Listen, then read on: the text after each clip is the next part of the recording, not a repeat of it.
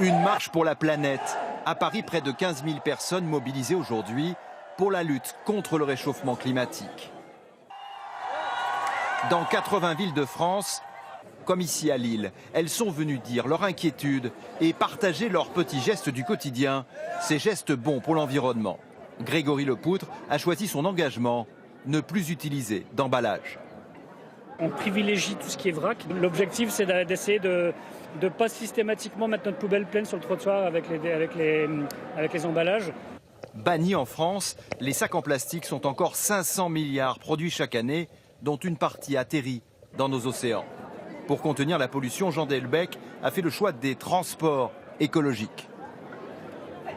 Je me déplace quasiment essentiellement en vélo. J'utilise un peu le métro aussi et le bus occasionnellement. J'ai évidemment pas de voiture. En France, les transports représentent plus de la moitié des émissions de gaz carbonique. Ils participent à l'effet de serre et donc à la fonte des glaces et à la montée des océans. L'eau, justement, pour Cécile Borden, c'est son combat de tous les jours. Je ne laisse pas couler le robinet quand je me brosse les dents, des choses toutes simples.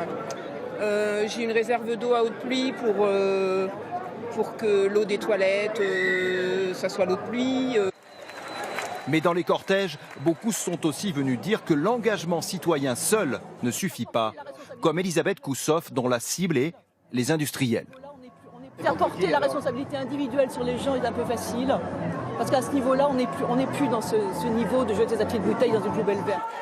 Un message lancé également aux politiques, c'est la deuxième vague de manifestations en moins d'un mois.